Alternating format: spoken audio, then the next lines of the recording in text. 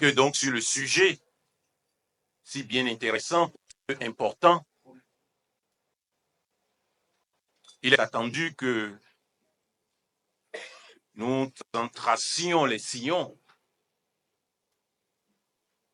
que nous posions comme une rampe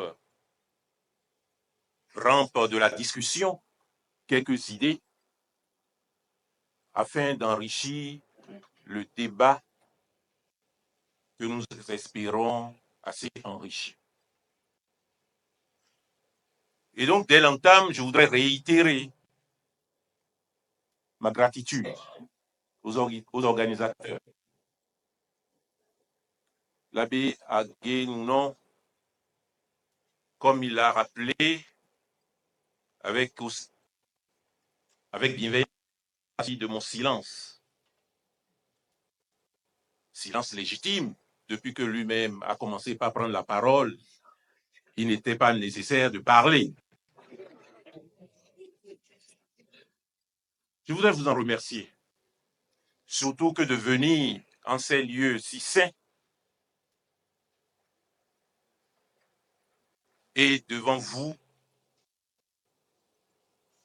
éclairer, contribuer à éclairer sur un sujet qui n'est pas seulement d'importance citoyenne, qui n'est pas seulement d'importance politique, qui n'est pas seulement d'importance républicaine, au sens où je le considère res publica, la chose publique, mais aussi qui est d'importance religieuse, puisqu'il intègre la doctrine sociale de l'Église. En proposant ce sujet et en réunissant autant de monde, je salue particulièrement les députés, à leur tête, le vice-président de l'Assemblée nationale, l'honorable Barthélémy Cassa. Je salue les ministres, je salue les différents responsables ici présents, les politiques de tous bords. Dans ce sujet, vous l'avez formulé avec une prise de position évidente. L'impératif de la bonne gouvernance pour relever les défis actuels liés à la précarité exponentielle, aviez-vous suggéré. Bien entendu, j'ai estimé qu'il était important d'élargir le champ en ramenant la réflexion à l'impératif de la bonne gouvernance pour relever les défis actuels. En formulant ainsi ce sujet de manière aussi partisane, une prise de position, qui peut le contester?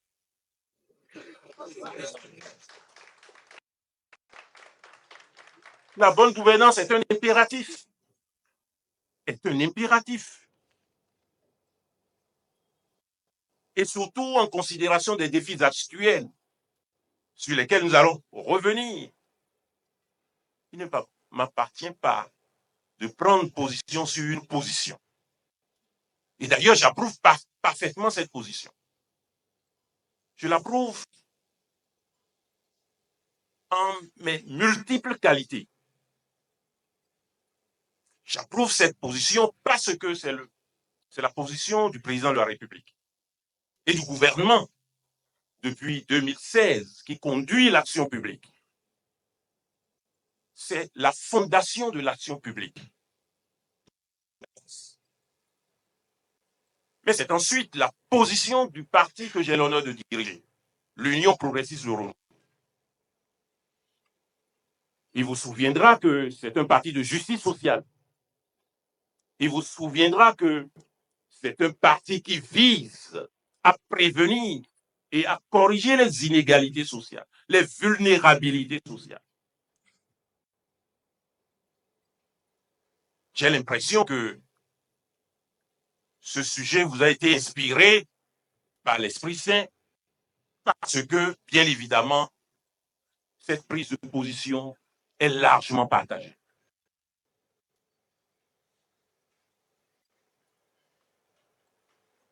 Mais alors, si il n'y a pas de position à formuler par rapport à un sujet si bien posé, l'essentiel reviendrait premièrement à clarifier et deuxièmement à justifier. À clarifier d'abord ce qu'il est possible de considérer comme étant la gouvernance. Dans le discours politique, l'abbé Aguenounon est un spécialiste des sciences. Les mots sont chargés d'idéologie. Il n'y a pas de mot neutre. Il est ainsi dans le discours politique comme dans le discours social. Pourquoi on ne parle pas de gouvernement? Pourquoi on parle de gouvernance?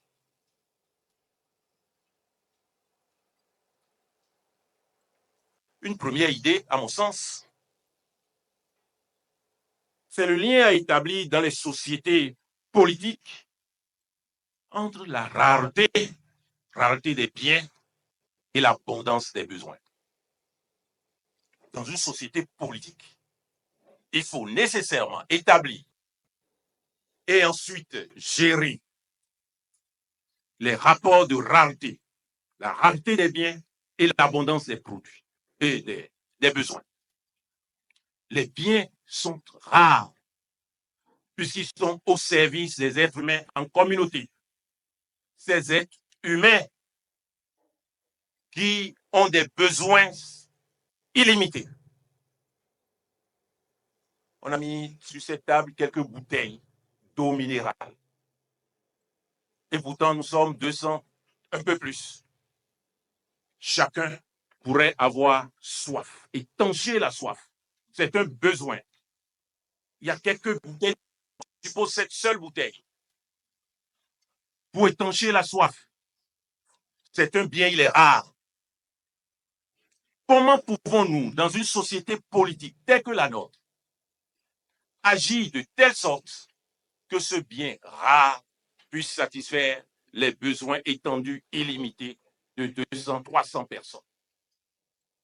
L'action politique consistera à déterminer les critères, les modalités, les principes de la distribution de ce bien qui est si rare au profit de 200 personnes.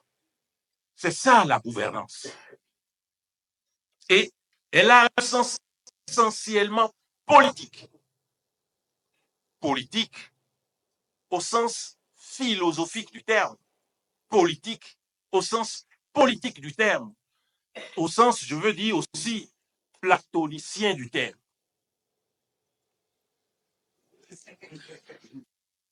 Platon nous le rappelle, ce qui amène les hommes à vivre en société, c'est, je crois, l'impuissance dans laquelle chacun se trouve de se suffire à lui-même et le besoin qu'il éprouve d'une foule de choses. L'impuissance dans laquelle chacun se trouve à se suffire et le besoin d'une foule de choses. C'est ça la société politique et c'est ça la politique. Un premier sens.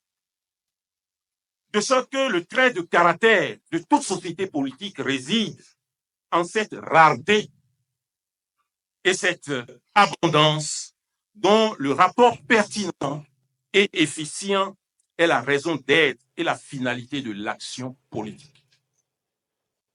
S'il y a un politique qui vient ici, qui dit autant il y a de personnes, autant il y aura de bouteilles d'eau minérale en abondance pour satisfaire tous les besoins, il n'est pas un politique. Il n'y a que le Christ qui peut le faire. Que le Christ qui peut le faire. La gouvernance nous renvoie ainsi, et ensuite, pour le bien des êtres humains, pour le bien-être des femmes et des hommes vivant en société, et pour la pérennité de la société politique, à l'art et à la manière de gérer l'art et la manière de gérer. Je vais m'étendre un peu là-dessus. L'art de gérer. Il ne s'agit pas d'une gestion administrative. Il s'agit d'une gestion décisionnelle au sens du terme. C'est-à-dire le fait de faire des choix. Le fait de dire que cette bouteille d'eau minérale, en présence de tant d'attentes, de prétentions, de tant d'expressions de besoins, qu'il est nécessaire de distribuer, en tout cas de rendre à l'humanité, à la société politique et aux membres de notre famille politique, cette bouteille d'eau minérale conduira nécessairement à celle et à celui qui va prendre ces décisions d'envisager des critères et des conditions.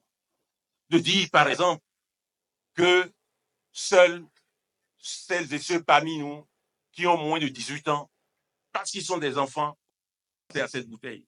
Que peut-être celles et ceux qui ont plus de 70 ans, parce qu'ils sont nos pères, nos mères, auront accès à cette bouteille. C'est-à-dire, il ne procédera pas discrimination.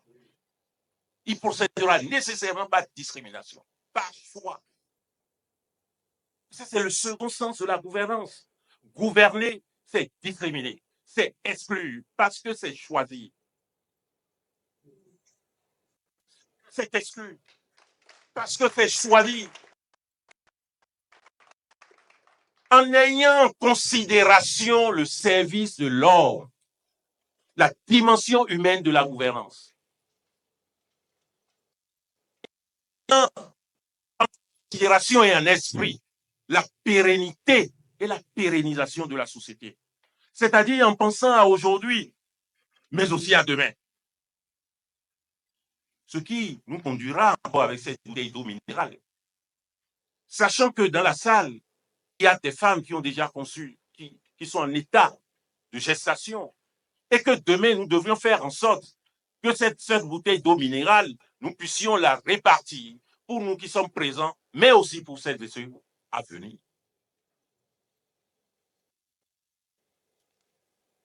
Il est vrai que, à partir des années 90, sous l'impulsion des organisations internationales,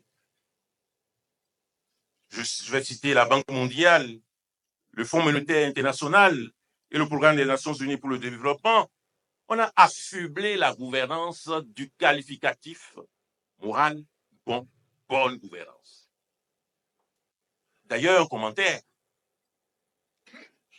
Pour ma part, c'est une expression au sens d'ethnicisation de la gouvernance. La bonne gouvernance n'est nécessitée nulle part ailleurs que dans les États tels que les nôtres. L'essentiel, c'est de gouverner, de bien gouverner. Mais dans les années 90, et rappelez-vous, dans les années 90, la prudence, la méfiance à l'égard des États, la critique de l'État a conduit à ériger des critères, des conditions qui rentrent dans les conditionnalités de ce que on a appelé l'aide au développement. La bonne gouvernance devient donc une condition de développement et à ce titre intègre le discours politique, les politiques publiques des pays en voie de développement. Évidemment, nous traversons une période de la vie des Africains, des Africaines, notre continent où il faut reprendre les concepts. Donc la bonne gouvernance, à partir des années 90, c'est un critère c'est une condition d'aide au développement, mais qui est rentrée dans les discours, dans les politiques publiques. Lorsque vous n'introduisez pas le concept de bonne gouvernance, la notion de bonne gouvernance, on a l'impression que vous n'êtes pas à la hauteur ou à la dimension des idéologies nouvelles et l'idéologie néolibérale. On va dire, on lève les barrières au niveau de toutes les frontières. Je vais présenter le contexte tout à l'heure, retour de la manivelle. On va faire circuler les produits fabriqués ailleurs, transformés ailleurs. Mais pour cela, il faut introduire des réponses ou des solutions dans l'espace public des États africains pour faciliter la circulation de ce qui est produit ailleurs. En somme, la bonne gouvernance est la définition des politiques publiques efficientes, efficaces, qui, dans une société politique, assure la corrélation transparente et juste entre les biens dont la rareté est le caractère et les besoins dont l'abondance est le caractère. Au cœur de la gouvernance, le bien-être individuel et communautaire, dans un esprit de justice sociale nécessairement, et de développement durable et solidaire. Voilà le premier élément de clarification, la gouvernance, la bonne gouvernance. On y a ajouté, on va dire, les conditions de transparence, la décentralisation, voyez-vous, la démocratisation, qui sont les critères de bonne gouvernance. L'autre expression à clarifier, les défis actuels. Les défis actuels. Ce n'est pas une clarification, c'est une constatation. Il faut en faire les constats.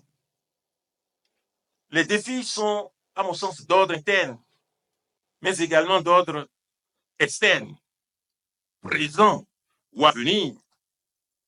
On peut citer à première vue toutes les vulnérabilités. Le modérateur a évoqué certains aspects. On peut également, plan externe, regarder l'actualité. Le monde se recroqueville. Le monde se ferme. Le monde devient violent. La force devient le mot de règlement. La force s'impose. La force, on va dire, dans le monde actuel, évince le droit. L'esprit n'est pas le regard vers les plus faibles. L'esprit, c'est la satisfaction des plus forts. Ce sont les défis actuels. Et ces défis doivent nous inspirer la manière dont nous allons faire les choix essentiels pour satisfaire les besoins illimités aujourd'hui et demain. Je voudrais rappeler particulièrement, introduisant cet élément dans le contexte, que l'Afrique, des siècles d'esclavage, de colonisation, a toujours été dominée. Domination politique, domination économique. Et que si nous devons nous assurer de la suffisance des biens et services à partager convenablement pour satisfaire les besoins que je qualifie d'illimités et d'abondants, nous devons nous résoudre à considérer que nous avons plus à faire qu'ailleurs. Les pays qui assurent une satisfaction assez facile des besoins de leur population, ce sont des pays, ce sont les États qui se sont construits sur la base de l'esclavage, sur la base de la colonisation, sur la base des armes. Ce sont les États qui ont dominé au moyen des armes. Le défi majeur de l'Afrique, le défi majeur du Bénin, c'est de pouvoir se suffire, de pouvoir sortir, de pouvoir satisfaire en mobilisant ses ressources, en produisant suffisamment, de pouvoir le faire et de pouvoir dominer les autres sans les soumettre à l'esclavage, sans les soumettre à la colonisation. Reconnaissez que l'effort est encore plus important et nous ne devons pas mésestimer cet enjeu, ce défi. Mésestimer ce défi. Là où il est facile, ailleurs, d'avoir 20 bouteilles d'eau minérale au moyen de l'exploitation des eaux, c'est difficile pour nous d'avoir ces 20 bouteilles d'eau minérale parce que nous devons construire par nous-mêmes, produire par nous-mêmes, transformer par nous-mêmes. et assurer cette gouvernance au moyen des critères qui ne sont pas ceux d'ailleurs. Alors la question,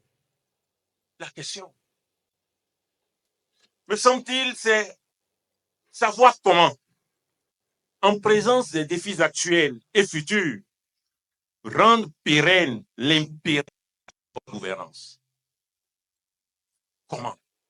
Puisque nous partageons cette position, l'impératif de bonne gouvernance est la condition de notre développement, est la condition de notre autosuffisance, est la condition de la conquête de nous-mêmes par nous-mêmes et de la conquête des autres par nous-mêmes.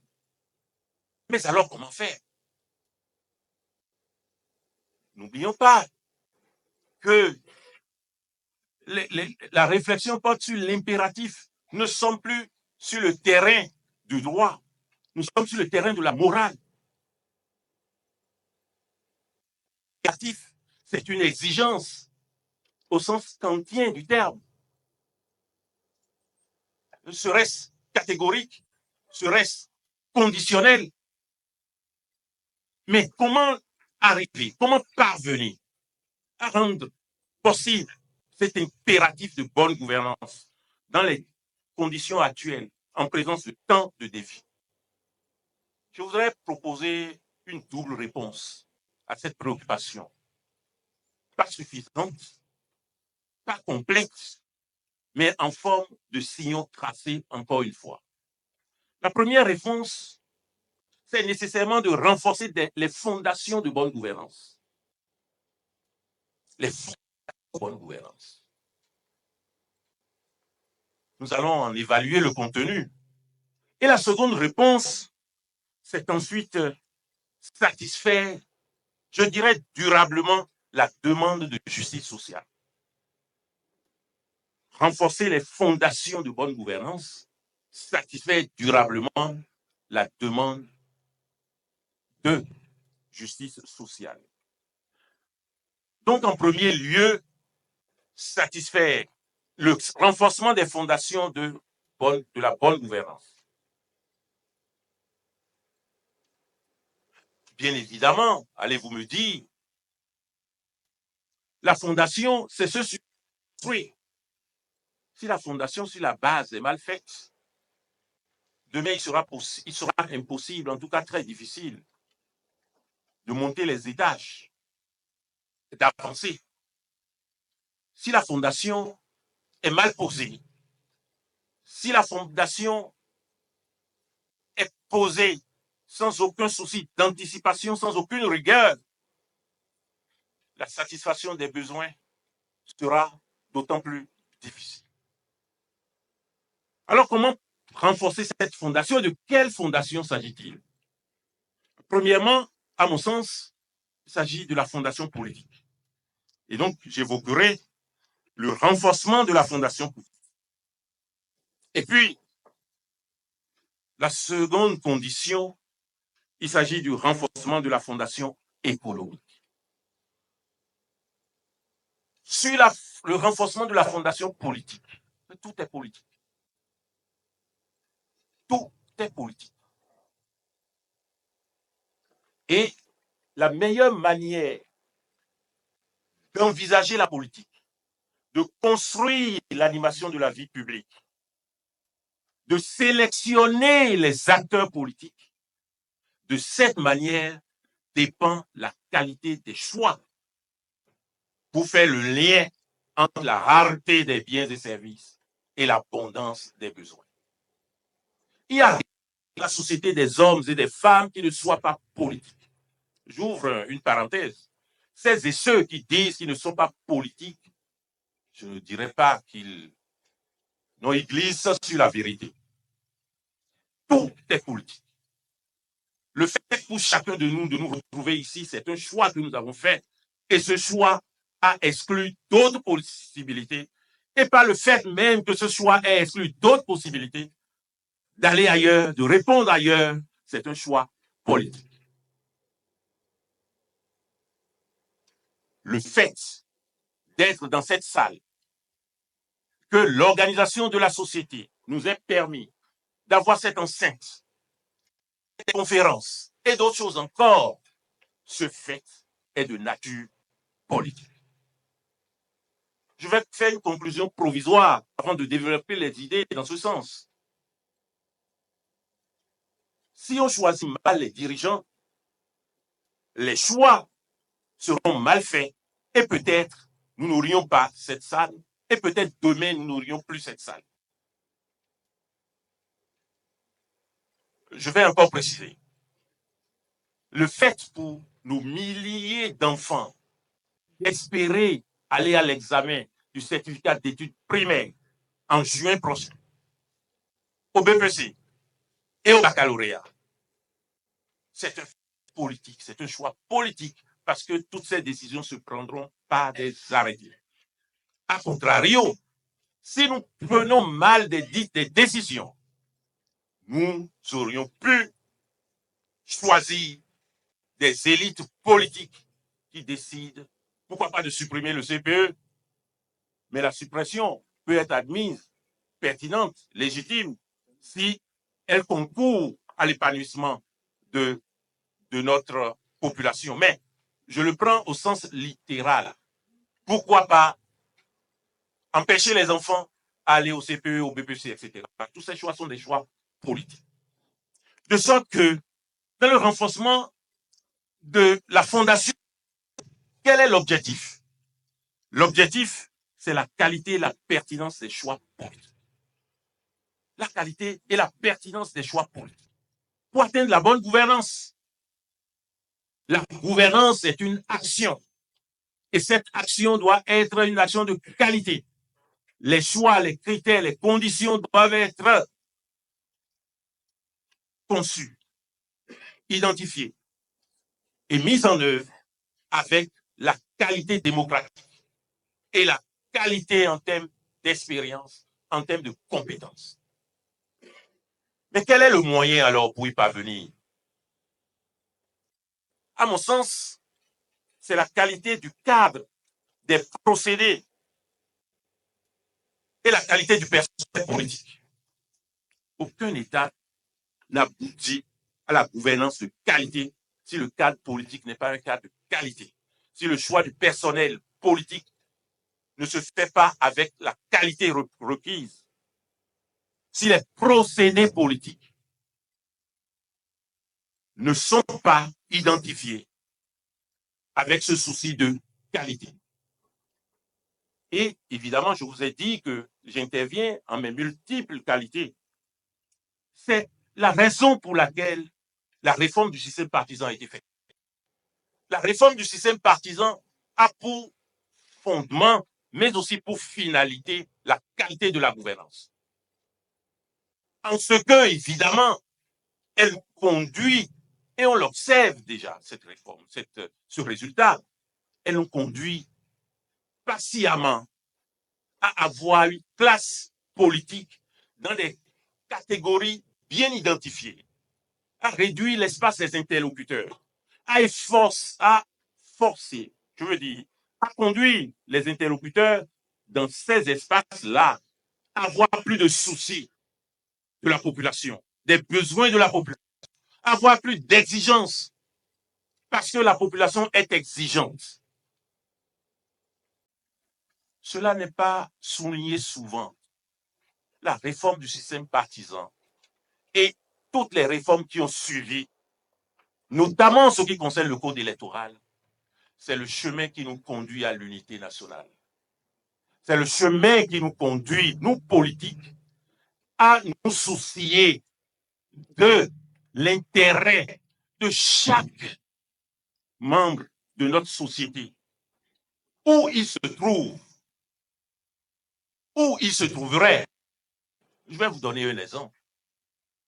Antérieurement, il est possible de réunir quelques suffrages, soit au nord du pays, soit au sud, soit à l'est, et de prétendre incarner la nation en étant député.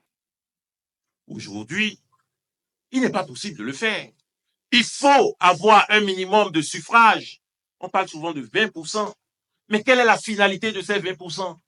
Nous devrons justifier que nous intéressons au minimum 20% de la population dans chacune de nos circonscriptions pour prétendre représenter, incarner l'ensemble de nos populations si nous aspirons à devenir députés.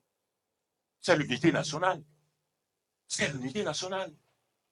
Il ne me revient plus aujourd'hui de me contenter de mon périmètre de confort linguistique, ethnique, religieuse et aspirer, représenter la nation. Mais ce faisant, c'est avoir le souci des préoccupations, des prétentions de chaque concitoyen. Moi, je suis les débats qui ont cours. Nos enfants vont exiger des politiques de réunir la condition de 20% au niveau des communes. Parce que nous aurons suffisamment démontré que si un parti politique ne s'intéresse pas aux 77 communes, à tous les arrondissements, à toutes les villes, à tous les villages, les 5500 et 300 et quelques villages, il sera difficile d'espérer à une échéance nouvelle avoir les suffrages raisonnables. C'est une exigence de bonne gouvernance. C'est la prévention de la mauvaise gouvernance. C'est la prévention de la mauvaise gouvernance dans le sens où, si cela n'était pas fait, les choix politiques vont être à celles et ceux qui permettent à un parti politique d'avoir la totalité des députés ou la majorité des députés. L'être humain est un être de proximité. Il est un être avant d'être humain. La grégarité qui concourt à la proximité. Si le Koufo me donne tous les députés, les choix politiques, compte tenu de ce rapport de proximité, seront favorables au Koufo.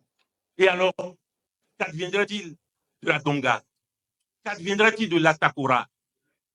Le législateur nous impose cette réforme par l'amélioration du cadre politique, de nous extraire de notre grégarité, devenir plus humain qu'être, plus humain politique qu'être animal politique par nature, et de faire donc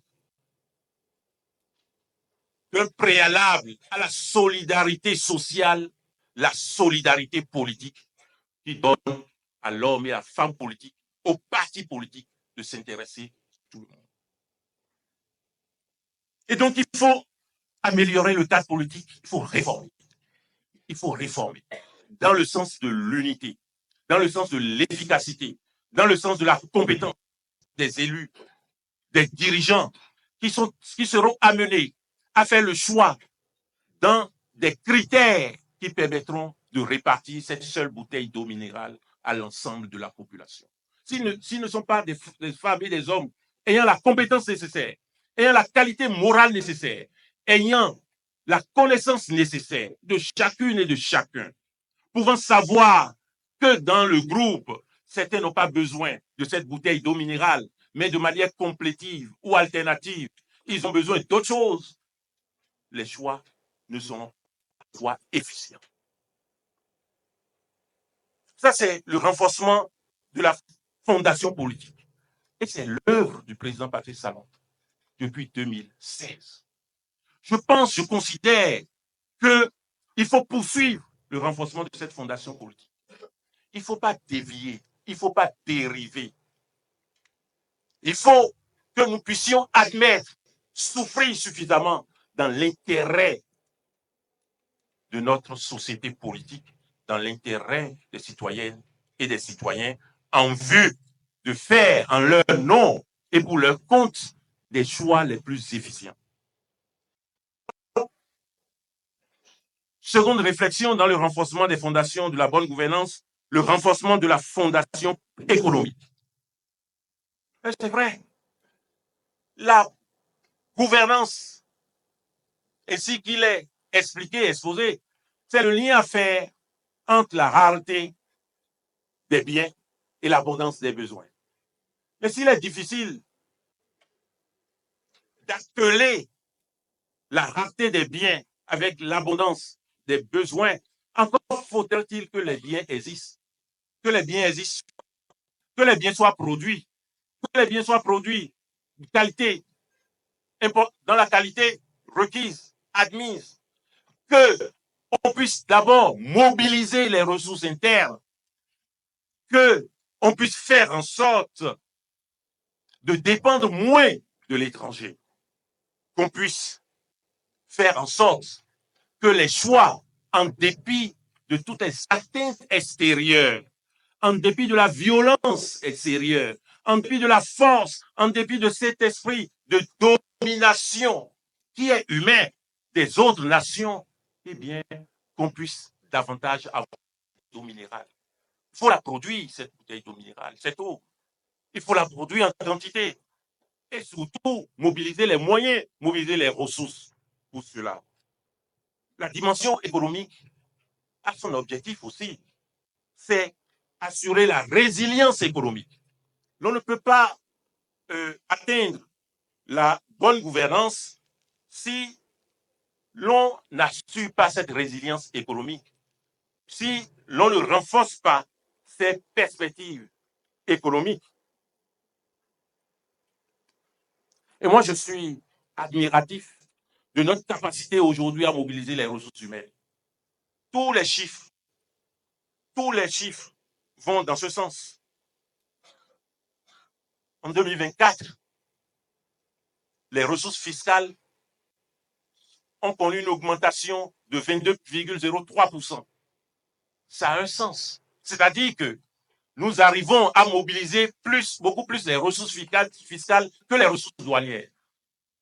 C'est la tendance qui est renversée. Avant, nous mobilisions plus les ressources douanières que les ressources fiscales. Il faut peut-être expliquer ça en termes simples. Les ressources douanières, c'est ce qui passe par la douane. Ce qui passe par la douane, c'est ce qui est fabriqué à l'étranger, sur lequel nous prélevons des taxes. C'est-à-dire que si nous avons l'habitude d'avoir de l'étranger beaucoup de véhicules, ceux qui fabriquent les véhicules, s'ils arrêtent de fabriquer, nos ressources tombent. Si nous avons pour habitude d'importer le riz que nous ne fabriquions pas, eh bien, ceux qui fabriquent le riz, s'ils trouvent à changer, s'ils trouvent à ne plus fabriquer, nos recettes tombent. Eh bien, nous sommes tributaires des ressources douanières. Les ressources douanières nous rendent dépendants de l'étranger. Lesquelles ressources douanières nous rendent dépendants de la décision politique de l'étranger. Tel n'est pas le cas des ressources fiscales.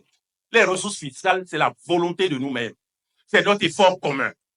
C'est avec les ressources fiscales que nous décidons maintenant, avec sérénité, de construire les écoles, de construire les hôpitaux, de rendre les infrastructures routières, aux infrastructures routières, la qualité que nous constatons, de faire en sorte que les populations aient les routes, de faire en sorte que les populations aient l'eau, de faire en sorte que les populations aient l'énergie. Parce que, évidemment, l'investissement que le citoyen, le contribuable, est toujours plus élevé, plus audacieux que l'investissement que vous apporte l'étranger. Évidemment, il faut poursuivre dans ce sens. Il faut renforcer cela. Et le moyen pour y parvenir, le moyen, c'est la conception et la mise en œuvre des stratégies macroéconomiques. Nous le savons tous. Poursuivre durablement la conquête de l'indépendance énergétique, l'accès universel à l'eau potable, accentuer et étendre la mise en place des structures, des infrastructures, je dirais, en matière de santé, les infrastructures routières et toutes les autres infrastructures. Si l'on ne procède pas ainsi par la définition et la mise en œuvre de stratégies qui nous rendent moins dépendants des autres, l'être humain est toujours lié à l'autre. Les peuples seront toujours liés les uns à l'égard des autres. Mais nous devrions faire en sorte, pour assurer une meilleure redistribution des biens qui sont rares et des biens de grande qualité, faire en sorte de mobiliser ce que nous pouvons faire, ce que la nature nous a donné en bien. Voilà la première condition de la bonne gouvernance, le renforcement des fondations. Le renforcement des fondations. On peut en dire davantage. Si les fondations ne sont pas renforcées, rien n'est possible. Rien n'est possible. Et surtout, la satisfaction durable de la demande de justice sociale. Alors, de ce point de vue, il faut d'abord apporter les réponses aux demandes urgentes de justice sociale. Bien sûr, il faut renforcer la fondation, mais ensuite, il faut nécessairement apporter les réponses urgentes aux demandes de justice sociale en termes de vulnérabilité, en termes de fragilité, en termes de regard tourné vers l'État, vers la société. Il faut que, évidemment, à raison de ce que nous ayons et nous avons mis en place une structure pertinente pour faire des choix tout aussi pertinents des femmes et des hommes politiques, il faut nécessairement que les réponses aillent d'abord dans le sens de la satisfaction des demandes urgentes de justice sociale. Je vais en fournir quelques exemples. Illustrer cela par ce qui est fait maintenant. Ce qui est fait, c'est quoi? Par exemple, la gratuité de l'enseignement, de la maternelle au primaire, et celle des filles de la 6e en terminale dans les campagnes. Parce que c'est un élément de vulnérabilité. Notre mine, notre bombe atomique, notre puissance, notre arme, ce ne sont pas les armes conventionnelles. C'est notre jeunesse, mais c'est surtout nos filles, nos femmes. Si, et il faut le saluer, le processus d'industrialisation de notre pays continue, se poursuit.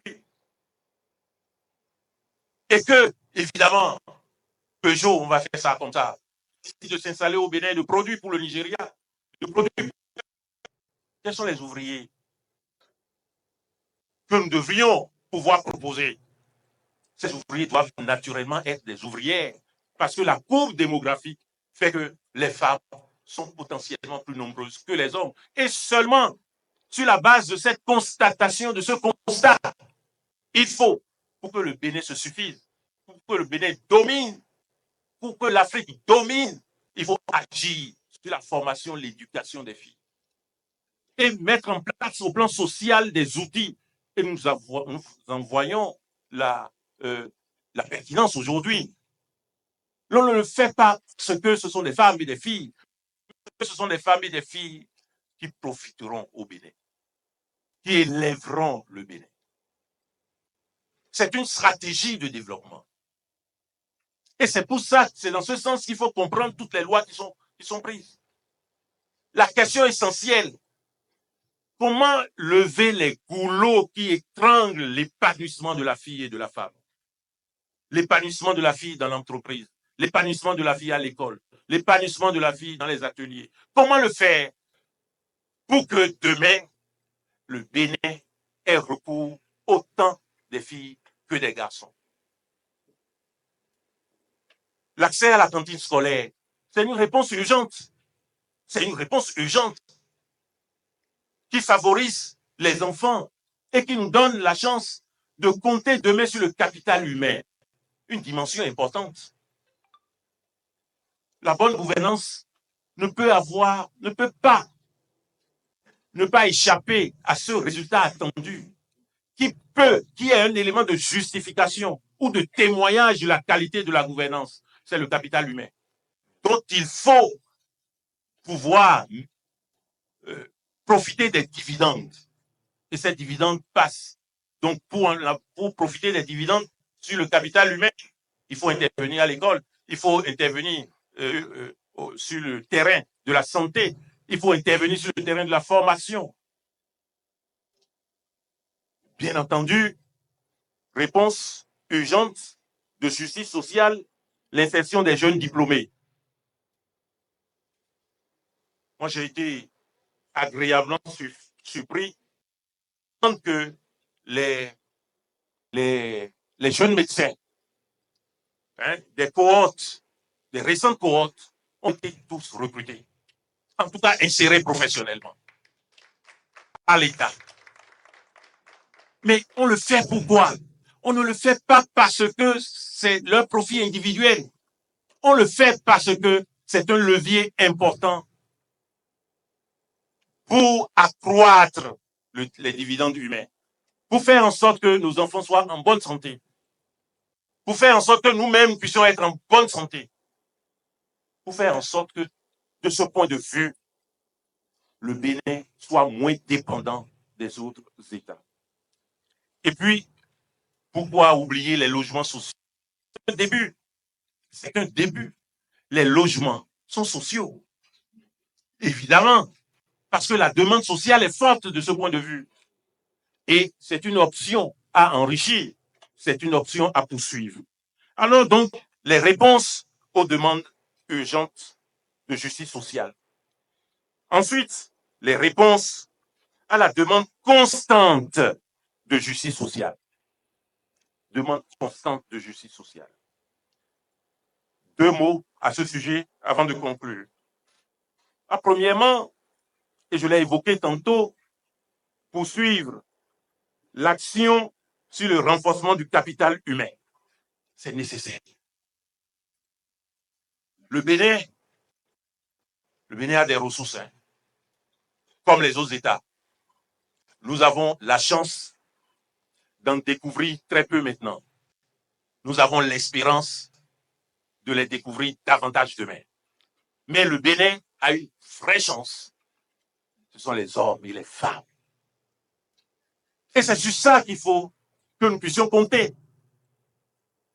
Et c'est sur ça que on peut compter les États que nous regardons aujourd'hui, qui inspirent et dont nous pouvons raisonnablement considérer que l'expérience de ce point de vue est favorable. Le capital humain, il faut l'enrichir. L'éducation, la santé, le sport, la culture. Et puis, deuxièmement, poursuivre l'action sur l'amélioration de l'environnement des entreprises et du travail. Il faut nécessairement enrichir l'environnement des entreprises, l'environnement du travail, rendre possible l'éclosion des entreprises. Quand on dit tout cela, on doit, en conclusion, dire 2 ou 3 choses. Premièrement, la bonne gouvernance est un impératif conditionnel. C'est un impératif, mais assorti de conditions. Assorti de conditions et de conditions responsables. Respondere. De conditions qui nous amènent à répondre des limites, des vulnérabilités, parce que nous les aurions traitées, de la solidité de notre société, du rayonnement de notre pays, du bien-être de nos populations. Et deuxièmement, pour tout cela, accentuer la lutte contre toutes les formes de corruption. Toutes les formes de corruption. Évidemment, l'être humain, à partir du moment où il a commencé par crier, sorti du ventre de sa femme, on l'a fait taire en mettant quelques morceaux de sucre sur ses lèvres et du sel. Et puis depuis, nous avons pris goût à la vie. La société corrompt. Mais bien entendu, dans l'espace public, pour les choix publics, tendus vers le développement de notre nation, la corruption et la lutte qui a été engagée, aussi depuis 2016, contre la corruption et pour la justice, c'est une lutte salutaire. Il ne faut pas reculer là-dessus. Il ne faut pas reculer là-dessus. Alors, encore une fois, je vais dire comme ces 2 idées auxquelles on reconnaît celles de ceux qui ont fait le collège au pied, aura être labora, prie et travail. Nous devons prier, c'est vrai, mais nous devons travailler. Il n'y a pas de gouvernance de qualité sans travail. Il n'y a pas de gouvernance de qualité sans exigence. Il n'y a pas de gouvernance de qualité sans choix difficiles. Qui ne fait pas des choix difficile ne gère absolument rien, ou gère avec des intentions qui ne sont pas celles de l'intérêt général. Il faut gérer. Il faut que nous davantage nous mettre au travail. Et je dirais, sans offenser la foi qui est nôtre, que l'évangile le plus important qui devrait être celui des Béninoises et des Béninois et de tous les Africains, c'est l'évangile du travail. Je vous remercie.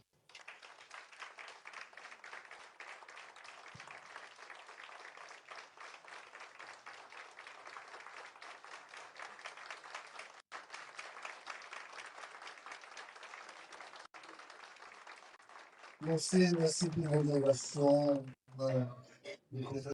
Professeur Joseph, je voudrais saluer votre présentation éloquente, même si je dois reconnaître que elle est parfois difficilement active, vu votre standing lexical. Pensez-vous comme moi qu'un État n'est fort que par sa population? Et si alors, pourquoi ne voulons-nous pas abattre une population forte pour avoir un État fort? Que de toujours faire en sorte que le gouvernement s'appuie sur son armée pour rendre l'État fort. Et je pense que cette façon de faire nous rendra l'État fort pour un temps. Je voudrais juste avoir votre appréciation sur cette observation. Je vous remercie. Alors, je note que pour la bonne gouvernance, pour relever les défis actuels, on a besoin de la qualité du politique.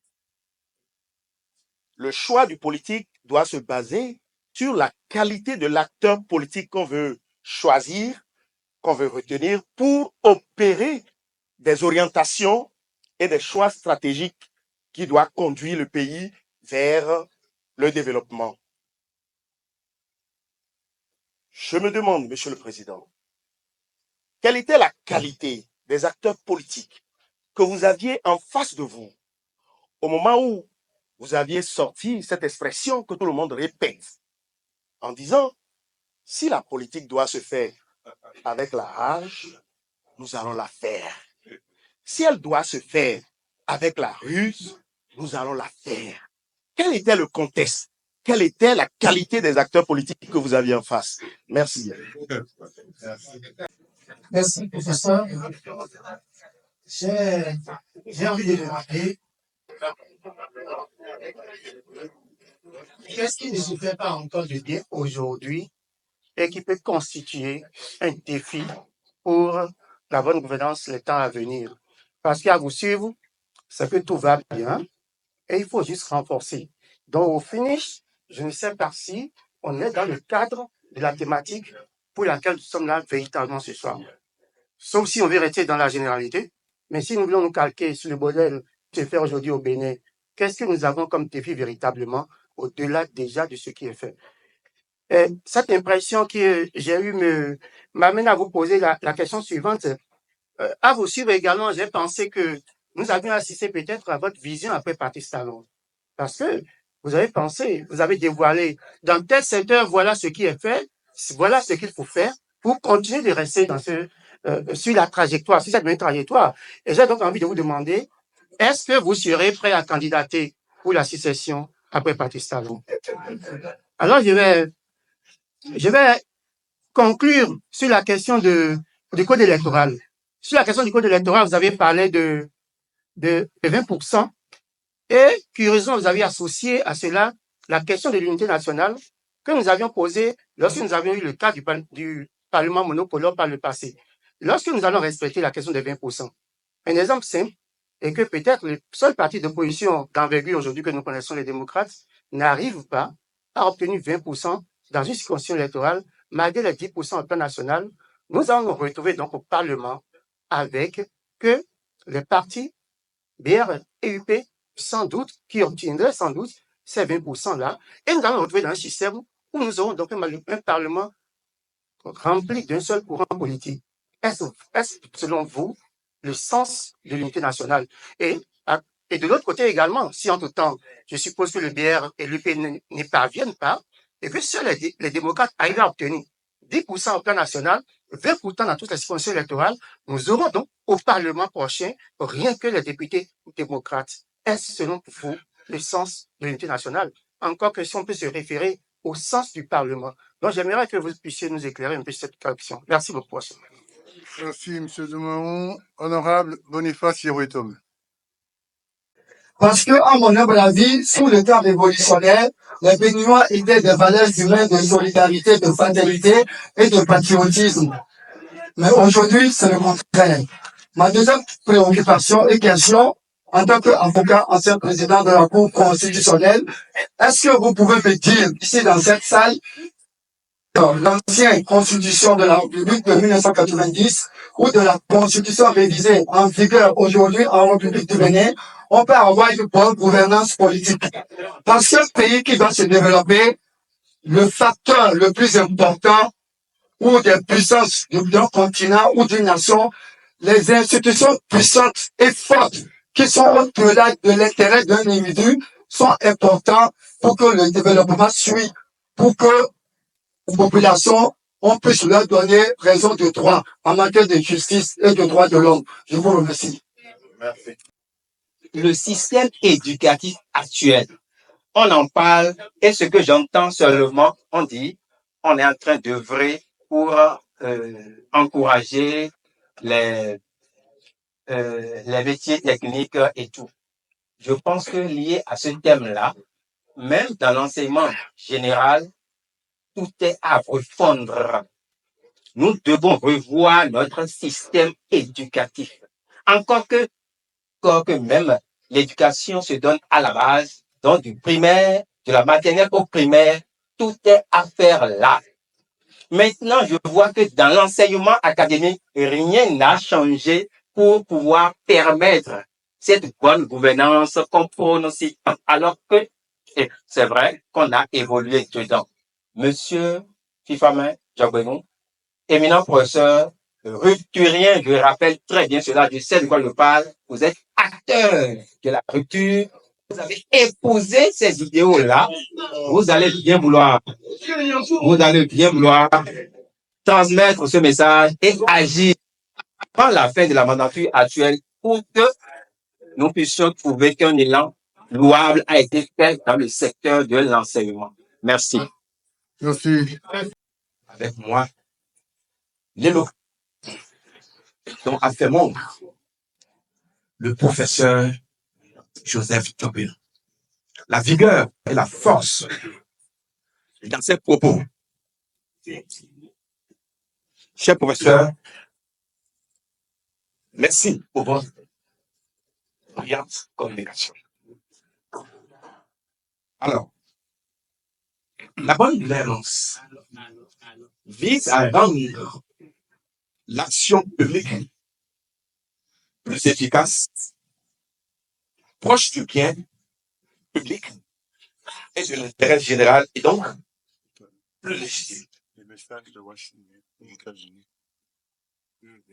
Les indicateurs mondiaux de la bonne gouvernance regroupent 6 dimensions. La première, la voie citoyenne et la responsabilité. La deuxième dimension, la stabilité politique et l'absence de violence. La troisième dimension, l'efficacité des pouvoirs publics. La quatrième dimension, la qualité de la réglementation. La cinquième dimension, l'état de droit. Et enfin, la sixième dimension, la maîtrise de la corruption. Au niveau des 6 dimensions, la deuxième m'intéresse. Avez-vous la certitude ou avez-vous vraiment, disons, d'être très sûr de vous-même que la deuxième dimension, celle de la stabilité politique et de l'absence de violence, cette deuxième dimension, pour vous, maintenant, vous parlez de la bonne gouvernance. Monsieur le professeur, beaucoup ont parlé du code électoral. Je ne veux pas m'épiloguer là-dessus, mais juste ceci. L'article 146 nouveau, qui parle de 20% dans chaque des 24 circonscriptions électorales.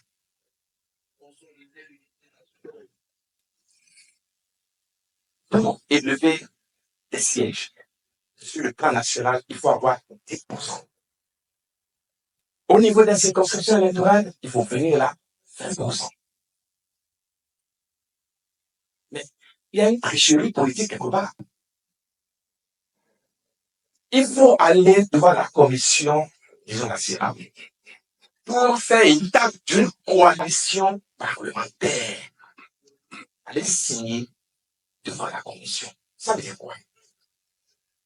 Que dans une circonscription électorale, quelqu'un qui a déjà 10% sur le plan national, peut avoir 3% et avec son partenaire 17%, ça fait 20%. Et celui qui a peut-être 30% là, je ne vais pas aller plus loin, mais je vais simplement vous recommander, monsieur professeur, que vous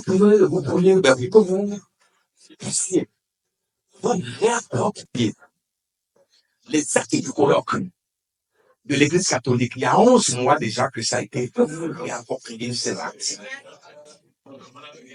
En fait,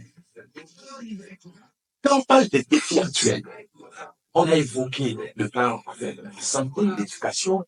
Il y a des défis qui aujourd'hui nous interpellent, notamment les défis sécuritaires avec l'attaque des djihadistes. Je ne vous ai pas entendu là-dessus. Il y a des défis environnementaux et écologiques. Je ne vous ai pas entendu là-dessus. Vous voulez bien penser. Un Béninois qui vit aux États-Unis qui a envoyé un message. Il dit ceci: le conférencier, le professeur Diobeno, a montré de façon brillantissime, une fois encore, qu'il a une connaissance suffisante des problèmes du pays et des défis actuels. C'est excellent et admirable. Toutefois, au bout du route, qu'est la justice sociale comme un impératif inconditionnel dans le cadre de la lutte contre la corruption, notamment. À mon avis, il s'agit plutôt d'un impératif catégorique, inconditionnel. Si nous pouvons nous remettre d'accord sur ce laïus, ce glissement conceptuel est essentiel pour moi. J'aimerais savoir dans quelle mesure est-ce possible, en fonction même de la justice sociale, que le premier des Béninois ne fasse pas connaître à ses électeurs citoyens combien il touche comme salaire au compte du trésor public des contribuables béninois. 2. Est son nom, son patronyme à l'affiche de la fondation d'un lycée français privé au nom du père, tandis que des établissements publics à moins de 50 km de rayon du palais de la présidence manquent de planchers pour que les enfants s'asseyent et reçoivent l'éducation nationale. 3. D'une manière ou d'une autre, au compte de sa seule famille, le Bénin contrôle annexé au port de Cotonou comme l'ancien Bivac, la société au cœur de la chaîne des valeurs de l'or blanc, principal produit. 4. Il déploie successivement une politique de dénationalisation du reste des unités de production d'État qui s'apparente, au fond, à de l'expropriation des actifs du patrimoine d'État dans un élan d'absence de la transparence. Est-ce possible, en définitive, l'impératif de la bonne gouvernance? Il s'agit de défis actuels pour un agenda futur d'un présidentiable. C'est une interrogation. Voilà. C'est depuis les États-Unis, donc, qu'il envoie sa préoccupation. Nous allons laisser la parole, donc, à notre conférencier, le professeur... Vous voyez bien. Voilà. Vous voyez bien que la chute de la dernière question, la préoccupation exposée depuis les États-Unis, nous donne à penser qu'il faut intervenir peu, au risque de laisser penser que toute pensée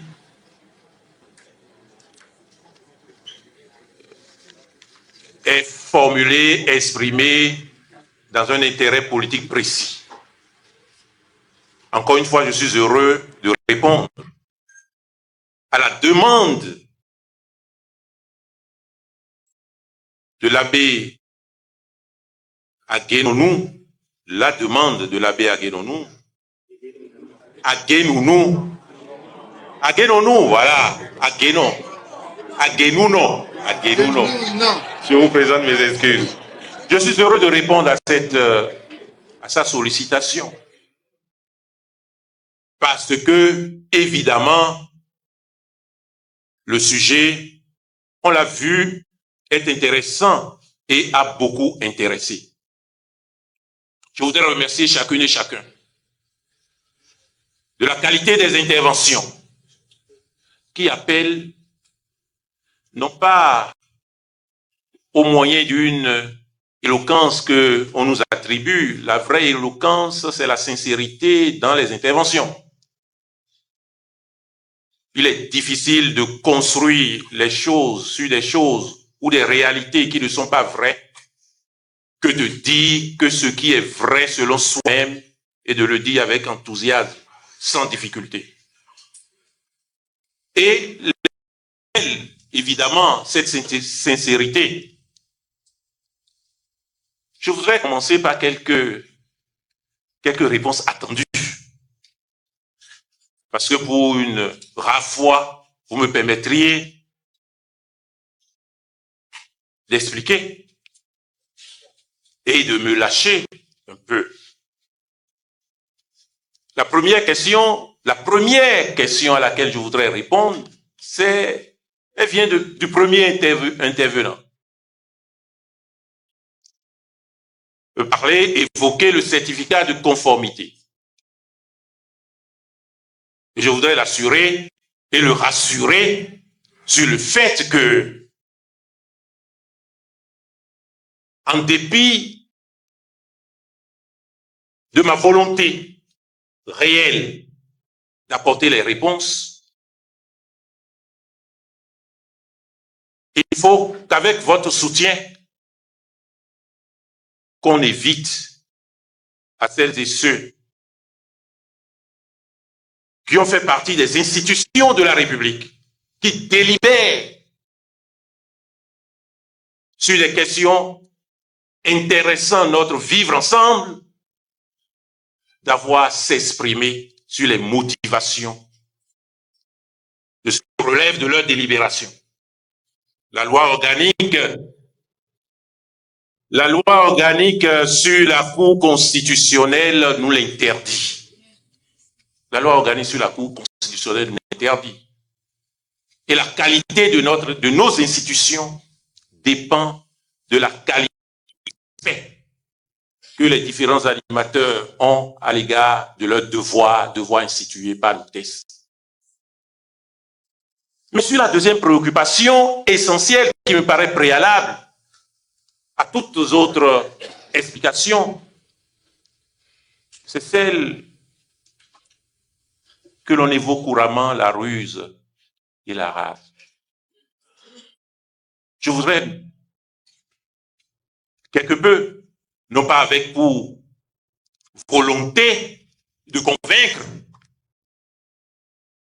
mais d'expliquer, de m'exprimer là-dessus. Parce qu'au-delà de tout, nous sommes des êtres humains et qu'il nous arrive, et comme il arrive à chacun, d'avoir à s'exprimer sur le fondement de ce qui est lié à sa propre conviction ou à ses sentiments. Je voudrais rappeler le contexte. Le contexte, c'est 2017. 2017, nous étions garde des Sceaux, ministre de la Justice.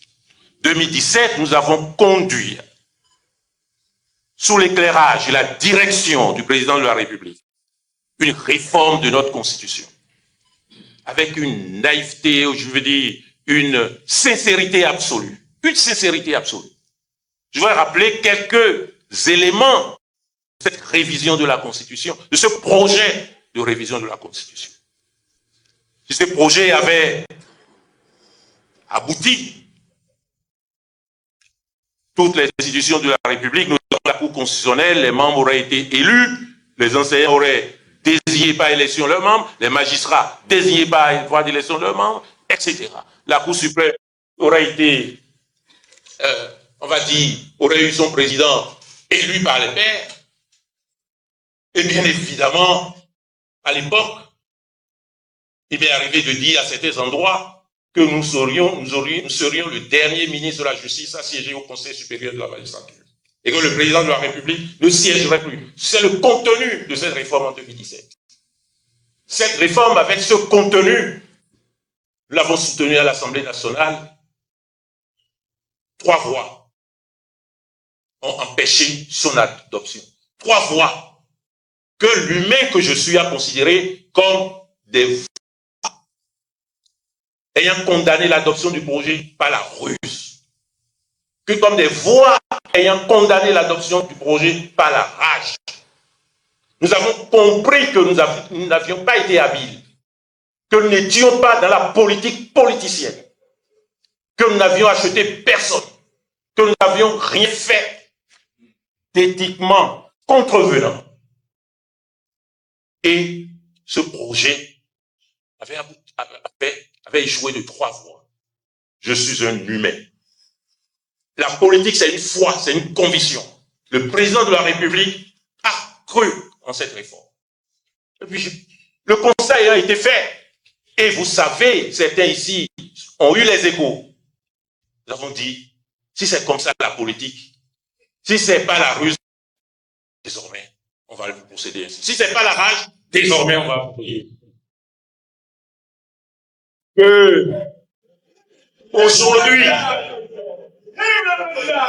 Aujourd'hui, si vous permettez, aujourd'hui, celles et ceux qui procèdent ainsi disent que la ruse, la rage attribue, ce n'est ni ma nature, ni mon caractère, ni mon éducation. Cela dit, mesdames et messieurs, il y a des sujets qui constituent la centralité de ce débat. Il y a des sujets qui constituent la centralité de ce débat. Le sujet des réformes politiques. Des réformes politiques. Je vais répondre à cette question avant de parcourir quelques autres préoccupations, proposant des réponses en forme de synthèse. Et puis, bien entendu, je vais m'interroger aux préoccupations de notre doyen Elias, avec qui nous devons avoir des débats de fond. Et aussi, en évoquant la question relative à la dévolution du pouvoir public politique, sur laquelle l'honorable Godonou est revenu, évidemment, il faudrait que nous ayons du dépassement. De quoi s'agit-il? Il ne s'agit ni de droite, ni de gauche, ni du centre. Il ne s'agit pas de parti X, de parti Y. Il ne s'agit pas d'une personne actuellement au pouvoir ou d'autres qui pourraient venir. Il s'agit de répondre à la préoccupation essentielle. Comment assurer la représentation politique de manière convenable, efficiente, efficace, pour que les Béninoises et les Béninois puissent avoir des solutions à leurs préoccupations. Dans un délai raisonnable, dans un monde en concurrence, tous les États sont concurrents du Bénin. La tardivité de la décision politique, la mauvaise qualité de la décision politique, ce sont des dizaines d'années, ce sont des siècles de recul en termes de développement. Comment faire pour que la décision politique soit une décision de qualité? Je n'ai aucun doute là-dessus, enfin, aucune retenue là-dessus. Si demain, à raison de cette réforme politique, les démocrates ont le pouvoir même seul à l'Assemblée nationale, j'en serais fier. J'en serais fier. Parce que, bien évidemment, ils auraient réuni les conditions tendues, premièrement. Et j'ouvre une parenthèse. Quand nous étions garde des Sceaux, autant de députés, autant d'institutions, autant de députés, autant d'intérêts particuliers. Et tous les présidents de la République de ce pays ont vécu cela. Ont vécu cela. Moi, j'ai été élu dans la 16e circonscription électorale. Combien de fois j'ai mis pied à Parakou avant d'être élu député? Combien de fois j'avais mis pied dans la Donga avant d'être élu député? Député de la nation. Et puis à l'Assemblée nationale, je vais penser à quoi? Je vais penser à l'alternative citoyenne. Je vais penser aux élus de Cotonou. Je vais penser à la 16e circonscription électorale. Et quand je vois, quand les députés élus dans ces conditions rencontrent les autorités qui ont besoin de faire prendre des décisions au nom de l'intérêt national, il faut négocier avec chaque personne. Il faut savoir dans quelle ambassade on va envoyer l'enfant de terre. À quelle direction d'une société on va désigner le membre d'un tel parti. Combien on va distribuer. Tous les présidents de la République, y compris le président auquel a succédé le président Patrice Talon, tous les présidents de la République ont vécu cela. La préoccupation. Et pendant que on discute, on marchande, on résiste, on dénonce, on quitte, on revient, c'est le temps pour la bonne décision du Bénin qui fait défaut. Ce sont les autres États qui nous dépassent. C'est l'école que l'on ne construit pas. Ce sont les maîtres que l'on ne recrute pas. Ce sont les médecins qu'on ne recrute pas. Ce sont les routes qu'on ne fait pas ou qu'on ne fait pas dans la qualité. Et je souhaite que ces personnes prennent conscience de cela. Ça dépasse nous-mêmes individus. Il faut répondre à cette préoccupation. Et comment répondre à cette préoccupation sans lier à la question de l'unité nationale? Aujourd'hui, regardez les députés. Quelles que soient les difficultés, y compris au sein des partis de l'opposition, quelles que soient les difficultés, nous hésitons à dire que nous quittons. Vous pensez qu'il n'y a pas de difficultés dans les partis? La loi nous condamne à vivre ensemble. La loi nous condamne à vivre ensemble. Comment? Politiquement. On va éviter de vivre ensemble pour appeler les Béninoises et les Béninois à vivre ensemble. Et politiquement, les règles ne sont pas posées. Les limites ne sont pas faites. Les exigences, l'impératif n'est pas mis en perspective et que le politique qui aspire à gouverner, à diriger le Bénin, à représenter les Béninois, il peut facilement quitter, il peut facilement laisser, il peut facilement contester, il peut facilement remettre en cause. Comment il va nous appeler, nous autres, Béninoises et Béninois, à rester ensemble? Ce sont les préoccupations auxquelles les réformes ont répondu. Et deuxièmement, mais imaginez-vous, quels sont les coûts de l'action politique dans le système antérieur? Et comment fait-on cette action politique? On finance cette action politique de sa poche.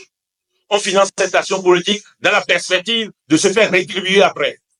Aujourd'hui, les partis politiques d'envergure nationale, et il faut qu'ils en soient ainsi financés par l'État, subventionnés dans une proportion importante, parce que l'action politique est une action publique.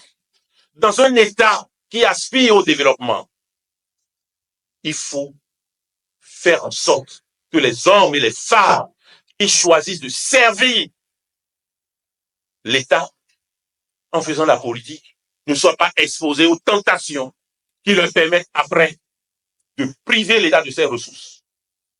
Alors pour toutes ces questions, il faut regarder la réforme dans son esprit. Et nous sommes tous. Et puis on dit 20%, 10%. Ce n'est même pas ça là, le vrai débat.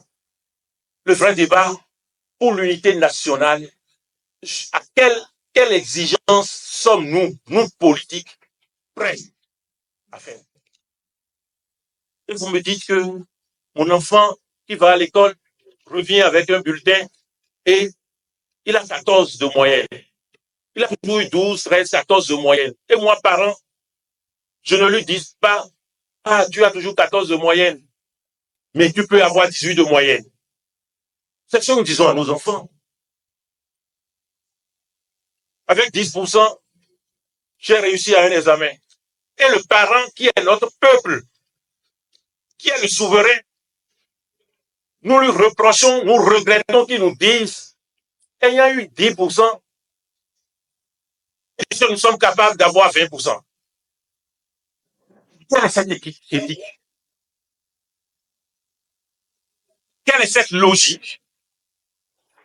Je voudrais vous dire avec la sincérité, si l'Union progressiste, le renouveau que j'ai l'honneur de présider, n'est pas capable d'avoir 20%, elle n'est pas capable de représenter dignement les Béninois.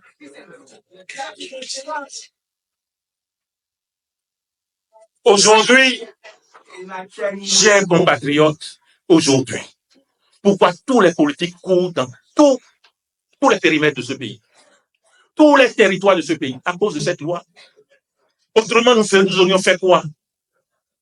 Chacun dans sa circonscription. Et nous devons faire nation.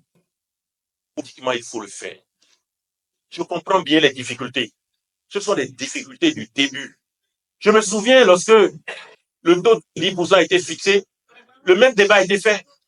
Personne n'est capable d'avoir. Mais pour le Bénin, qu'est-ce que nous sommes capables de faire? Si nous ne sommes pas capables d'aller à Karimama, d'aller à Mananville, d'aller à Natistengu, d'aller à Bukumbe, d'aller dans le Koufo, dans le plateau, partout, parce que nous sommes partis voulant incarner le Bénin. Comment nous serons justes dans les choix au profit de cette population? Comment nous serons justes dans les choix au profit de cette population? Cette question sur laquelle chacun est revenu, je pense qu'il faut garder. L'on dit souvent qu'il craint de souffrir, souffre déjà de ce qu'il craint.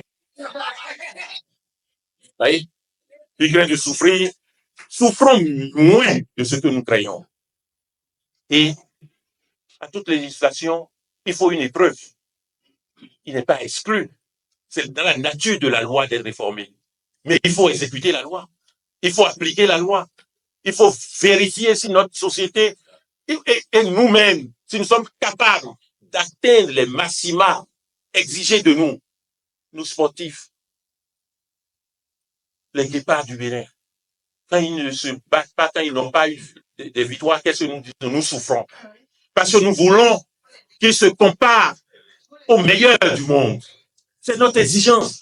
Pourquoi ne pouvons pas exiger de nous-mêmes d'être les meilleurs? Sur cette question, quelles que soient les difficultés, elles sont réelles, mais battons-nous. Ce qui est bon pour un parti est bon pour l'autre. Ce qui est difficile pour un parti est difficile pour l'autre. Donc, quelques préoccupations prises ça et là. Non.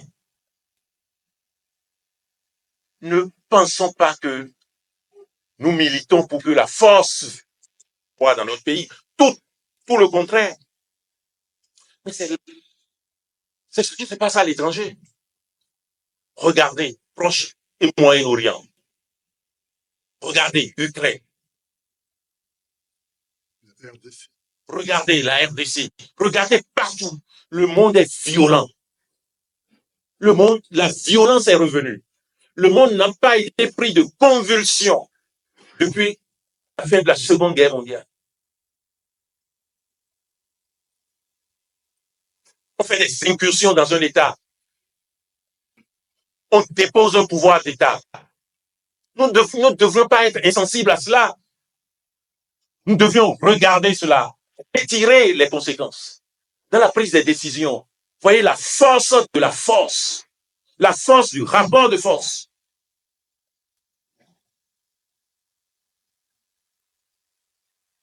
Les importations de l'Afrique du Sud aux États-Unis, les préoccupations que cela pose, si les mesures d'un État souverain, États-Unis, deviennent des mesures durables. Quelles sont les conséquences sur la vie des citoyens dans ces États-là? Et nous aussi. Regardez dans notre région, ce qui se passe à nos frontières du Nord. Nous ne pouvons pas être insensibles parce que cela impacte la vie Et quand on regarde tout cela, on doit, en tant que responsable, se poser une question politique essentielle. Comment nous allons assurer la gouvernance de notre pays pour que même si cela se passait, nous puissions tenir? C'est la réponse que Patrice Talon a fournie à cette question lorsque le Nigeria a fait. Moi, je me souviens, dans les années, je crois, 2000, 2004, lorsque le Nigeria a fermé ses frontières. 2 semaines ont suffi. Je ne vais pas en dire plus.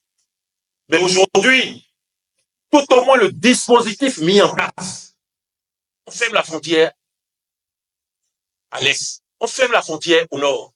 Et pourtant, nous allons à l'école, nos enfants vont à l'école. Nous allons dans les centres de santé. J'ai l'habitude de dire que de nos frontières jusqu'à Fadangouma, ce sont des enfants de Dieu. Ce sont les femmes. Ils n'ont plus d'hôpitaux, ils n'ont plus d'école, ils n'ont plus rien. La désétatisation de l'État que l'on voit ailleurs. Quelles sont les mesures que nous sommes capables et les restrictions que nous sommes capables de nous imposer pour que nous puissions nous éloigner de cela? Et je remercie l'honorable Godonou. La question de la sécurité et de la défense font partie des impératifs. Et c'est vrai. Et là, nous devrions, en 2016, à l'avènement au pouvoir du président Patrice Talon, nous étions loin de penser que les premiers investissements, les investissements colossaux dans ce pays, c'est le parc Pendjari, qui devrait offrir au Bénin, à tout le Bénin, les ressources substantielles pour s'occuper d'autres secteurs du développement qui pouvaient participer sur ce qui s'est passé après. Ça devient même une réalité que nous devrions prévoir. C'est parmi les exigences. C'est un impératif, la sécurité, la défense. Donc voilà, nous devions faire en sorte que notre État reste un État de droit. Mais à quelles conditions? À quelles conditions? J'ai dit quelque chose tout à l'heure. Et c'est important. Quand qui puisse multiplier le pain et le vin, donner du poisson à tout le monde. Le politique doit tenir compte des contraintes internes, des contraintes externes, et faire des choix. Si nous considérons que notre État de droit est un bijou, est un trésor, et c'est ma considération, nous devons répondre à la question de savoir quel prix nous sommes capables de souffrir pour maintenir l'État de droit. Nous devons répondre à cette question. Ce n'est pas une question de proclamation. Nous ne devons pas regarder notre État de droit, nos institutions, comme des éléments du décor devant lesquels nous nous satisfaisons. À quel prix nous devons souffrir pour préserver, pour nous-mêmes et pour nos enfants. Pour nous-mêmes et pour nos enfants. Ailleurs, quand on révise les constitutions, c'est pour rester. C'est dans l'esprit, c'est dans la culture du Bénin que on ne fait rien pour rester. On fait tout pour l'autre. Quel est le prix que nous allons payer pour maintenir ça? Pour transmettre cela. C'est de cette question qu'il s'agit autour de la bonne gouvernance. Et je suis d'avis avec l'honorable Tassa, il n'est plus là. Durable. Parce que si la gouvernance n'est pas durable, elle est égoïste. Si la gouvernance constitue à nous contemporains, consiste, on va dire, à notre égard, nous contemporains, nous qui vivons aujourd'hui, de nous répartir à nous seuls cette bouteille d'eau, de ne faire aucune économie, de n'envisager rien pour demain, nous aurions été des politiques égoïstes et un peu égoïstes. D'ailleurs, individuellement, nous prévoyons, nous organisons notre patrimoine dans l'esprit de transmettre à nos enfants, même si nous n'en avons pas, même s'ils ne sont pas encore nés. Il en va ainsi de la qualité de la gouvernance du bien public. Donc, il faut que la gouvernance soit durable. Et il faut que la gouvernance respecte l'environnement, parce que c'est le bien que Dieu nous a donné. C'est le bien. La nature, c'est, on va dire, le bien que Dieu nous a donné. Et notre mission, c'est de la transformer, de la rendre belle, capable d'être transmise aux générations à venir. Et pour cela, il faut que les choix soient des choix efficaces, mais que les solutions soient des solutions durables.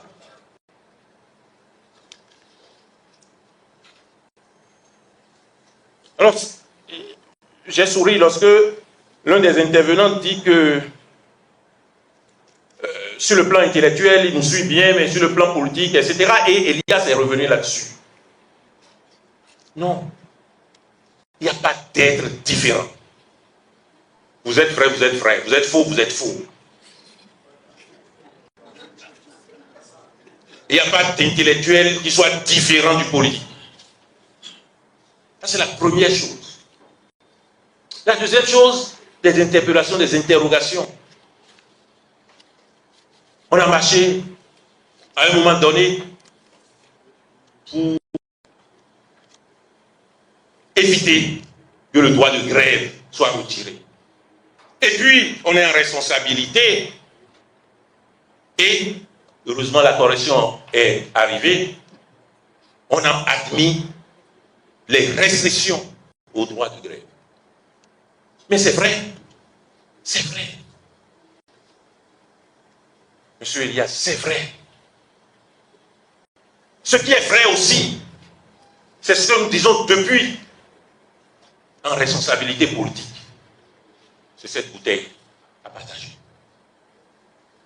Ce n'est pas de dire que tout le monde doit avoir de l'eau. Dans une posture antérieure, on peut dire ça. Ce n'est pas de dire que tout le monde aura un toit. Dans une posture antérieure, on a dit ça. Ce n'est pas de dire que tous ceux celles et ceux qui ne voient pas doivent avoir des lunettes et que l'État doit subventionner. Dans une posture antérieure, on a dit ça. C'est la posture de la revendication. Le politique est dans la posture de la décision. Et la décision, c'est ce que nécessairement doit être fait, même si on ne satisfait pas tout le monde. Et ce n'est pas, c'est l'espoir, c'est l'espérance. Mais on y arrive difficilement, mais que les décisions, que les solutions consécutives à cette décision soient des solutions justes, équitables.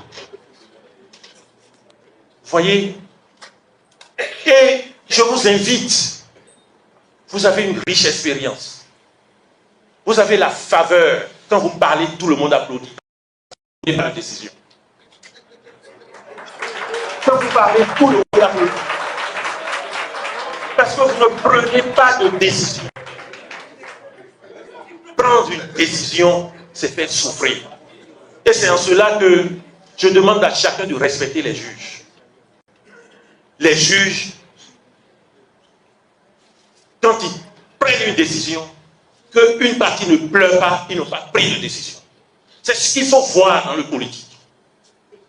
On peut critiquer la manière de procéder, on peut critiquer quand on souffre, on peut critiquer, je l'admets, c'est normal. Mais si restreindre le droit de grève permet, depuis 2016, à tous les enfants de ce pays de ne pas connaître une année blanche.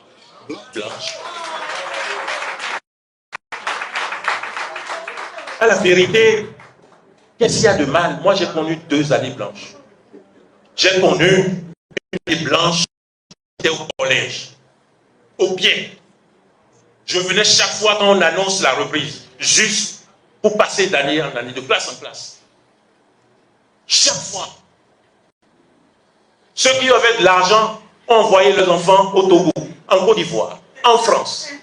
Moi, je n'ai pas vécu ça. Je n'ai pas vécu ça. Avec un père qui est pauvre, avec une mère qui est pauvre, avec mes sœurs qui ont été déscolarisées. Si vous avez vécu ça, vous allez dire il y a une raison à faire en sorte qu'aucun enfant ne manque l'école.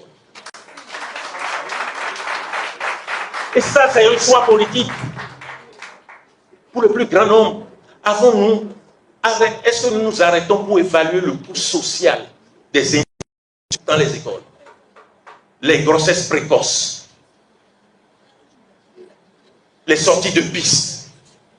Et ça agit sur le capital humain que nous devons assumer durant de génération en génération. Ceux qui sont de ma promotion, ne prenez pas ma personne. Ça, c'est une exception. Un État ne doit pas créer des conditions de promotion, de valorisation exceptionnelle. La valorisation doit être normale pour tout le monde. Et ça, c'est le politique qui décide. Et c'est pour ça, M. Elias, je vous demande de venir en politique. Vous en avez déjà là. Vous en avez déjà là.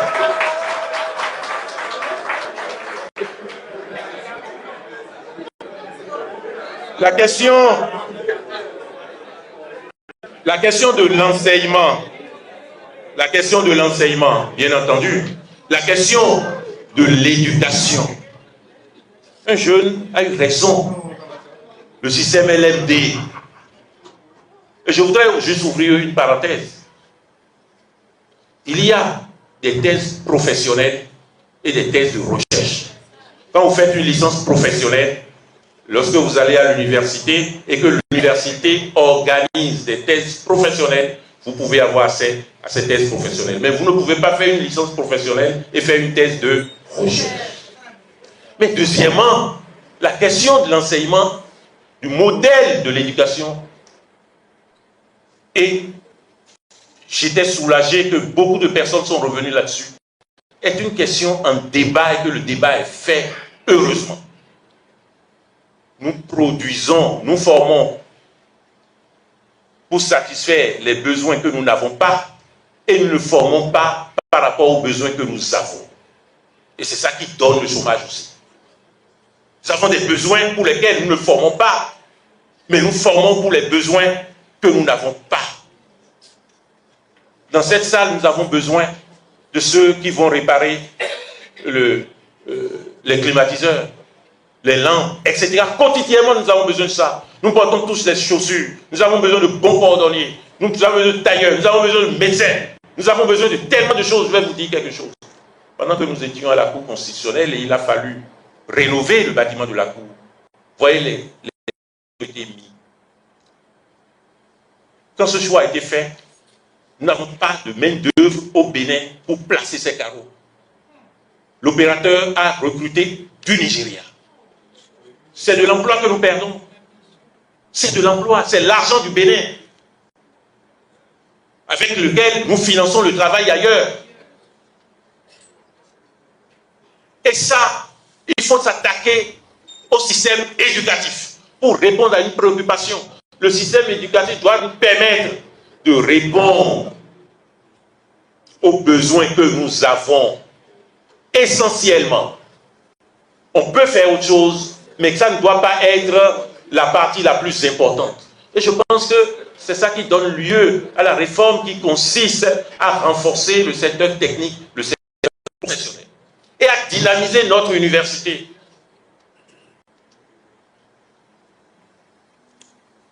Mais je voudrais très rapidement répondre à Zola.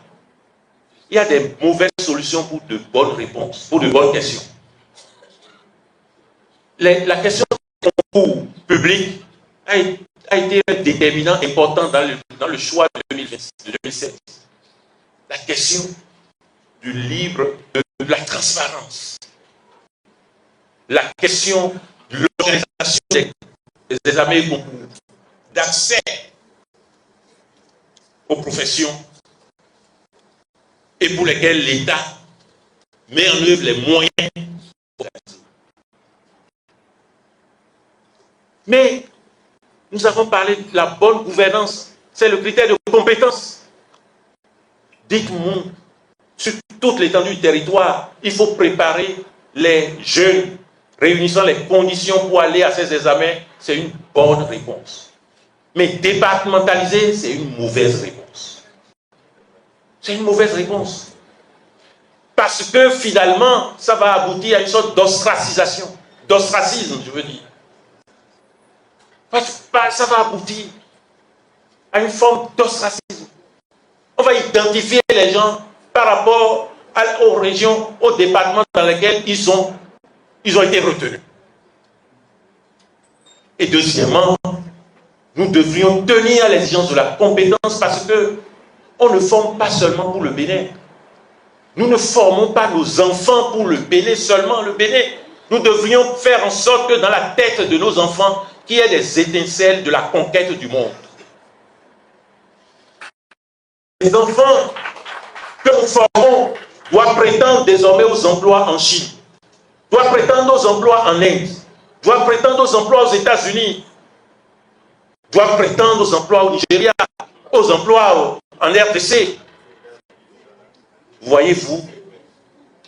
Et c'est en cela que les Béninois sont reconnus. Et nous devrions faire en sorte que le système éducatif maintienne et renforce ce que on fait de si bien et par rapport auquel on nous dit que nous rayonnons un peu partout. Il faut renforcer ça. Et donc, il faut éviter les mauvaises réponses, même si les mauvaises solutions, même si c'est bonne. C'est un acte de notre propre patrimoine, nos patrimoines privés. Si nous ne pas, nous nous appauvrissons. Et l'État ne veut même pas que nous nous appauvrissions. C'est pour ça que, juridiquement, lorsque vous gérez tellement mal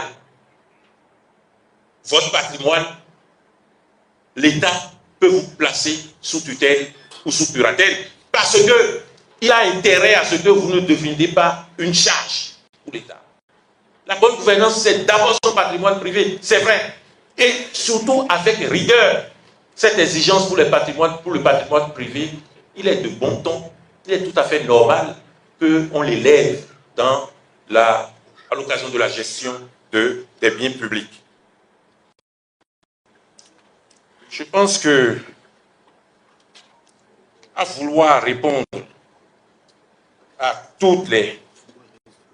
Oui, je pense que j'ai déjà résumé.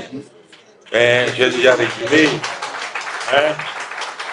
Je voudrais, sur la question de la stabilité politique, l'honorable Godonou, je suis totalement d'accord avec vous. Il faut la stabilité politique. La seule chose, peut-être la seule différence, il ne faut pas la stabilité politique selon ses propres vues, selon sa propre volonté. Il faut la stabilité politique pour tout le pays. Ce à quoi on va dire même, depuis 1990, il y a une stabilité dans notre pays. Ce que nous faisons et ce que demain, honorable Godonou, si vous avez encore plus de responsabilités, vous devez faire, c'est renforcer ce qui est fait aujourd'hui. Il faut que la stabilité politique soit maintenue, soit renforcée. Et c'est quoi la stabilité politique? Ce n'est pas de regarder l'océan Atlantique à la surface, tranquille, mais à l'intérieur, ça bouge. Ce n'est pas la stabilité de surface, c'est la stabilité de fond. C'est pour ça que nous avons parlé de résilience. Il faut renforcer les fondations pour que, à l'arrivée d'une tornade, on évite de voir s'écrouler l'ensemble. C'est ça la stabilité politique. Et ça dépasse nos propres obédiences politiques, nos propres convenances politiques. Je pense que je vais m'en arrêter là parce que quand les lumières commencent à s'éteindre, c'est une manière de vous dire que vous avez usé de votre temps. Je voudrais vous remercier de votre attention.